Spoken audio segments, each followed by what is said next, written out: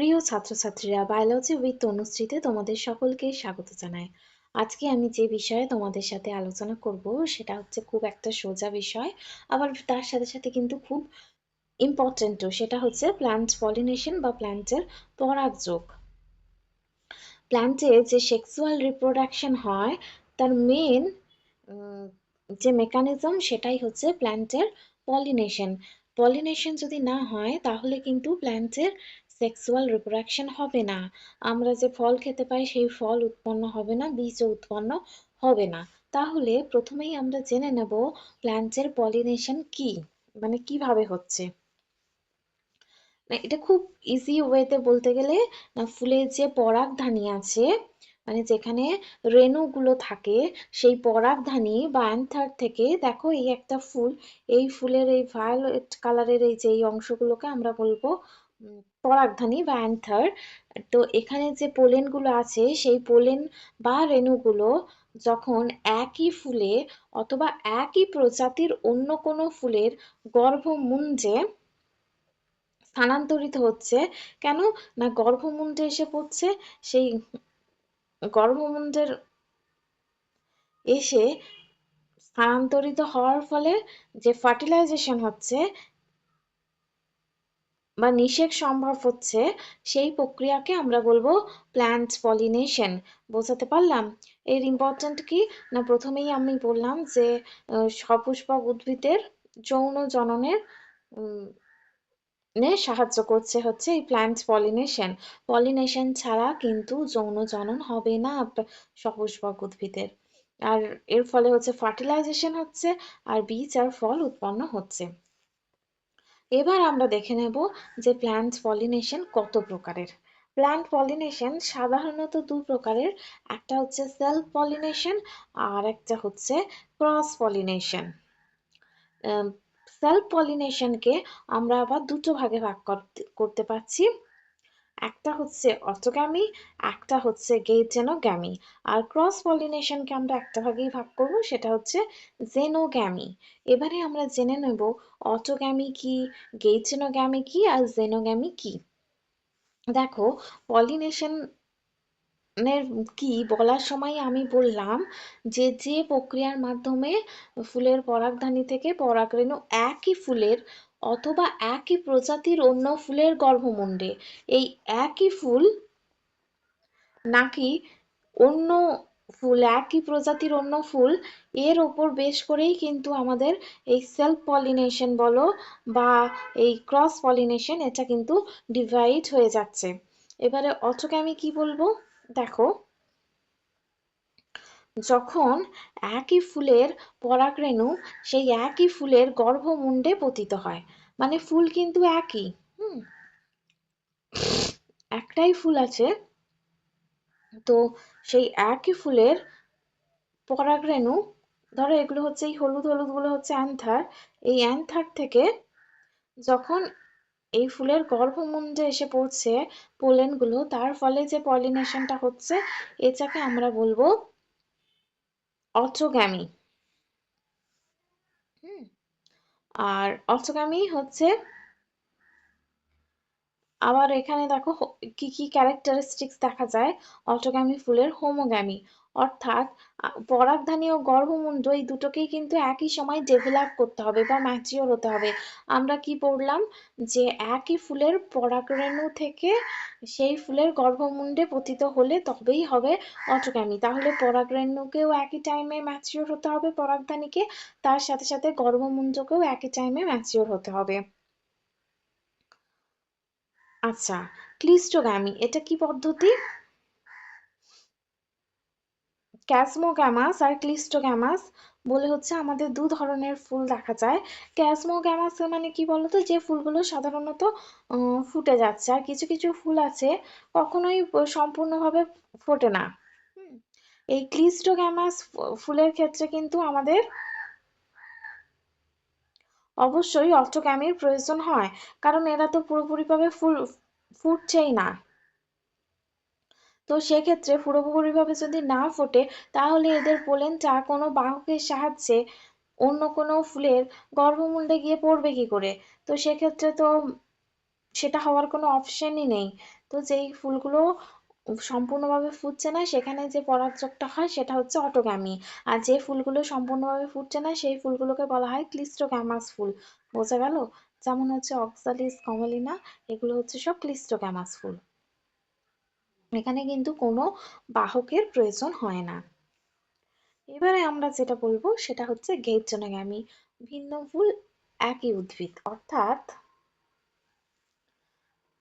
একই উদ্ভিদের ধরো দুটো বা তিনটে ফুল ফুটেছে বা 10টা ফুল ফুটেছে, হোয়াট এভার, মানে যা খুশি নম্বর হতেই পারে। তো যখন কোনো একটা ফুলের পরাগধানী থেকে পরাগরেণু সেই একই ফুলের গর্ভমুণ্ডে পতিত না হয়ে যখন সেই গাছেরই অন্য আরেকটা ফুলে গিয়ে পড়ছে, তখন তাকে বলছে গেইচনোগ্যামি। ভিন্ন ফুল, ফুলটা ভিন্ন কিন্তু একই উদ্ভিদ। এটা কোথায় দেখা যায়? কুমড়ো ভুট্টা এখানে কিন্তু দেখা যায়। এক্ষেত্রে কিন্তু অবশ্যই বাহকের প্রয়োজন হয়। আচ্ছা, এরপর আমরা যেটা পড়বো সেটা হচ্ছে জেনোগ্যামি। জেনোগ্যামি মানে কি? না, যেখানে একই প্রজাতির দুটো ভিন্ন গাছের উদ্ভিদের ফুলের মধ্যে পরাগযোগ ঘটছে। উদাহরণস্বরূপ আমরা এখানে পেঁপে গাছকে দেখিয়েছি, কারণ পেঁপে গাছে কিন্তু মেল প্ল্যান্ট আর ফিমেল প্ল্যান্ট একই হয়। তো সেক্ষেত্রে মেল গাছের অ্যান্থার থেকে পরাগধানী থেকে পরাগরেণু বাহকের মাধ্যমে ফিমেল প্ল্যান্টে এসে পড়বে, গর্ভমুণ্ডে পড়বে, তবে না গিয়ে ফিমেল প্ল্যান্টে পেঁপে গাছগুলো আমরা পাবো। এই পোলেন গ্রেনগুলো যদি ধরো মেল প্ল্যান্টের পোলেন গুলো এই মেল প্ল্যান্টের মধ্যেই পড়ে, তাহলে কি আমরা কোনো রেজাল্ট পাবো? পাবো না। তো সেক্ষেত্রে একলিঙ্গ উদ্ভিদের ক্ষেত্রে কিন্তু এই জেনোগ্যামি কিন্তু খুবই ইম্পর্টেন্ট। এক্ষেত্রে অবশ্যই বাহকের প্রয়োজন হয়। হুম, এইটার ইম্পর্টেন্ট কি? না, এই যে আমাদের পরিবর্তিত পরিবেশ, বিবর্তন বা পরিবেশের সঙ্গে খাপ খাইয়ে নিতে উদ্ভিদদের সাহায্য করে, অভিযোজনে সাহায্য করে, জিনগত বৈচিত্র্য নিয়ে আসে। হ্যাঁ। আচ্ছা, এখানে আমি একটা সেলফ পলিনেশন আর ক্রস পলিনেশনের তুলনামূলক আলোচনা করেছি। সেলফ পলিনেশন তো অবশ্যই বাহকের ওপর নির্ভরশীলতা অনেকটাই কম, অটোগ্যামিতে যেমন বাহক লাগেই না, গেইচনোগ্যামিতে একটু আধটু লাগে। আর কিন্তু ক্রস পলিনেশন কিন্তু সম্পূর্ণ বাহকের ওপর নির্ভরশীল। এখানে কিন্তু প্রজাতির জিনগত বিশুদ্ধতা প্রজাতির পর সরি জেনারেশনের পর জেনারেশন বজায় থাকে। এখানে কিন্তু জিনগত বৈচিত্র্য সৃষ্টি হয়, কারণ একই প্রজাতিভুক্ত হলেও দুটো ভিন্ন উদ্ভিদের মধ্যে ক্রস হচ্ছে। তো দুটো ভিন্ন উদ্ভিদের মধ্যে তো জিনগত বৈচিত্র্য তো থাকবেই। তো তাদের মধ্যে ক্রস হয়ে যে ফলটা বা উৎপন্ন হচ্ছে, সে তো বৈচিত্র্য নিয়ে আসবেই। আর স্বপরাগযোগে কিন্তু নতুন বৈশিষ্ট্য সাধারণত তৈরি হয় না, তাই অভিযোজন ক্ষমতা কিন্তু তেমন ভাবে বৃদ্ধি পায় না পরিবর্তিত পরিবেশের সাথে। আর ক্রস পলিনেশনে অভিযোজন ক্ষমতা অবশ্যই বৃদ্ধি পায়। আর সেলফ পলিনেশন অবিরাম ঘটলে আমরা একটা জিনিস দেখতে পাই, সেটা হচ্ছে ইনব্রিডিং ডিপ্রেশন। ইনব্রিডিং ডিপ্রেশন কথার মানে হচ্ছে কোনো একটা প্ল্যান্টের নিজস্ব সেই একই ফুলের মধ্যেই যদি বারবার পলিনেশন ঘটে, দেখবো তার শারীরিক সক্ষমতা ধীরে ধীরে লোপ পাচ্ছে, অর্থাৎ তার রিপ্রোডাকশনের যে ক্যাপাসিটিটা, সেক্সুয়াল রিপ্রোডাকশনের, সেটা কমতে কমতে একসময় হারিয়ে যাচ্ছে। আর ক্রস পলিনেশনের ডিসঅ্যাডভান্টেজ কি? না, এখানে কিন্তু পরাগরেণুর অপচয় হয়। আচ্ছা, কি ধরনের বাহকের দ্বারা বাহিত হয়ে রেণুগুলো পরাগধানী থেকে গর্ভমুণ্ডে স্থানান্তরিত হচ্ছে তার উপর ডিপেন্ড করে পলিনেশনকে বিভিন্ন ভাগে ভাগ করা হয়। যদি রেণুর বাহক মৌমাছি হয় তাহলে সেক্ষেত্রে বলা হয় মেলিটোফাইলি। মেলিটোফাইলি। আবার এক্ষেত্রে ফুলগুলোর রং কিরকম হবে? হলুদ বা নীল রং, অর্থাৎ খুব ব্রাইট কালারের হবে। তবে মৌমাছি কিন্তু লাল রং দেখতে পায় না। তাদের পায়ে থাকা পোলেন বাস্কেটে তারা রেণু সংগ্রহ করে এক ফুল থেকে, আবার অন্য একটা ফুলে গিয়ে বসে গর্ভমুণ্ডে সেই রেণুর স্থানান্তর করে। আবার যদি এই প্রজাপতি দ্বারা হয় তাহলে সেটাকে বলছে সাইকোফিলি, আর মথ দ্বারা হলে হচ্ছে ফ্যালনোফিলি। প্রজাপতি সাধারণত খুব ব্রাইট কালার, যেমন লাল, কমলা এই ধরনের ফুলের কে খুব পছন্দ করে, কিন্তু মথ আবার একটুখানি সাদা বা ফ্যাকাশে রঙের ফুলের রেণু বহন করে। আর যদি বিচেল দ্বারা হয় তাহলে তাকে বলছে ক্যান্থারপোফাইলি। আর সেক্ষেত্রে ফুলের বৈশিষ্ট্য কেমন হবে, একটুখানি ফ্যাকাশে রঙের ফুল, সেটা হালকা সবুজ বা সাদাটে হতে পারে। সেই ফুলের গন্ধ কিন্তু তীব্র ফলের বা পচনের গন্ধ, আর আকৃতিটা অনেকটা কিন্তু বাটির মতো হবে। আর মাছি দ্বারা হলে তাকে বলছে মায়োফাইলি।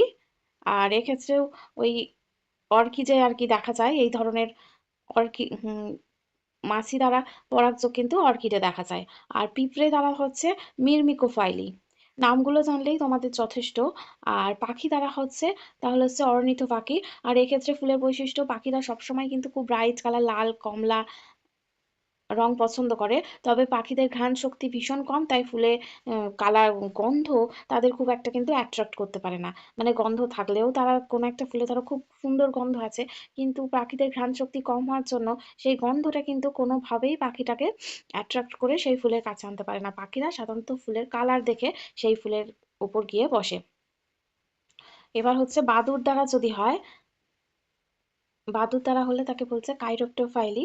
তো বাদুড়ও তাই ওই সাদা বা ফ্যাকাশে রঙের ফুলের রেণু বহন করে। আর শামুক বা স্ল্যাগ দ্বারা হলে তাকে বলছে ম্যালাকোফাইলি। এক্ষেত্রে একটা কথা বলার আছে, সেটা হচ্ছে সাম্প্রতিক গবেষণায় দেখা গেছে যে শামুকের যে মিউকাস বা লালা আছে সেগুলো আবার পরাগরেণুর কার্যকারিতা নষ্ট করে দেয়। তবে এর ব্যতিক্রম অবশ্যই আছে। ভল ভালো অফসিস মাম্মি লুয়ারিয়াম বলে একটা ফুল আছে, যার বর্ষাকালে শামুক দ্বারা কিন্তু সফল পরাগযোগ কিন্তু ঘটছে। আর পোলেন ফরেনসিক বলে একটা জিনিস আছে, সেটা কি না, পোকামাকড়ের গায়ে কি ধরনের রেণু আছে সেগুলোকে যদি আমরা বিশ্লেষণ করি তাহলে বুঝতে পারবো যে সেই ধরনের ইনসেক্টগুলোর মাইগ্রেশন রুট আমরা বুঝতে পারবো, বা খাদ্যের উৎস বা কি ধরনের ফুলে গিয়ে তারা বসছে এগুলো কিন্তু আমরা জানতে পারবো। আচ্ছা, স্বপরাগযোগ রোধের জন্য বা কি কি বিষয় আমরা একটুখানি সতর্ক থাকলে স্বপরাগযোগ আমরা এড়িয়ে যেতে পারি, সেটা হচ্ছে আমরা যদি কোনো একলিঙ্গ ফুল নিই, একলিঙ্গ গাছ নিয়ে উভলিঙ্গ না নিয়ে, তো সেক্ষেত্রে কিন্তু আমরা স্বপরাগযোগ অবশ্যই এড়িয়ে যেতে পারবো, যেমন পেঁপের ক্ষেত্রে। আর এমন কোনো উদ্ভিদ নেই যেখানে পুংকেশর বা গর্ভকেশর যাই বলো না কেন, দুটো আলাদা আলাদা সময়ে যদি ম্যাচিওর হয়, একই সময়ে যদি না ম্যাচিওর হয়, তাহলে তো সেলফ পলিনেশন হবে না। পুংকেশর আগে ম্যাচিওর হয়ে যাওয়াকে বলা হয় প্রোটেন্ড্রি, যেটা সূর্যমুখীতে দেখা যায়, প্রোটোকাইনি যেটা ফিকাসে দেখা যায় ফিকাসে। গর্ভমুণ্ড আগে পরিপক্ক হয়ে যাকে বলা হয় প্রোটোকাইনি। আর হেটেরোস্টাইল মানে হচ্ছে পুংকেশর আর দণ্ডের উচ্চতা যদি ভিন্ন হয়, তো সেক্ষেত্রেও কিন্তু সেলফ পলিনেশন হয় না। পুংকেশর আর গর্ভদণ্ডের উচ্চতা ভিন্ন হওয়াকে বলা হয় হেটেরোস্টাইল। আর সেলফ ইনকম্প্যাটিবিলিটি মানে যখন নিজের রেণু দ্বারা নিজের গর্ভমুণ্ড নিষিক্ত হয় না কোনো ফুলের, সেই অবস্থাকে বলা হচ্ছে সেলফ ইনকম্প্যাটিবিলিটি। আচ্ছা, এই পলিনেশনের ইম্পর্টেন্সটা কি না, পলিনেশনের মাধ্যমে বীজ উৎপন্ন হচ্ছে, ফল উৎপন্ন হচ্ছে, তাহলে প্ল্যান্টের যে উদ্ভিদের বংশ রক্ষা হচ্ছে। আর আমাদের খাদ্যের যোগান, ফল উৎপাদনের মাধ্যমে আমাদের অধিকাংশ প্রধান যে খাদ্যশস্যগুলো আমরা খাবার হিসেবে খাই সেগুলো কিন্তু পুরোটাই পলিনেশনের ওপরেই নির্ভরশীল। তারপরে হচ্ছে নতুন জীব বৈচিত্র্য নিয়ে আসছে। আর হাইব্রিড ভিগার সংকর উদ্ভিদ তৈরিতে সাহায্য করছে, দিয়ে অধিক ফলনশীল কোনো উদ্ভিদ তৈরি হচ্ছে, অনেক ফল পাচ্ছি একই টাইমের মধ্যে। এগুলোই। ঠিক আছে, আজকে আমার এই পলিনেশন নিয়ে বলানো এটাই থাকলো। হলো, সবাইকে অনেক অনেক থ্যাংক ইউ। আমি আবার একটা নতুন কোনো টপিক নিয়ে খুব তাড়াতাড়ি তোমাদের সাথে চলে আসবো আলোচনা করতে। ধন্যবাদ।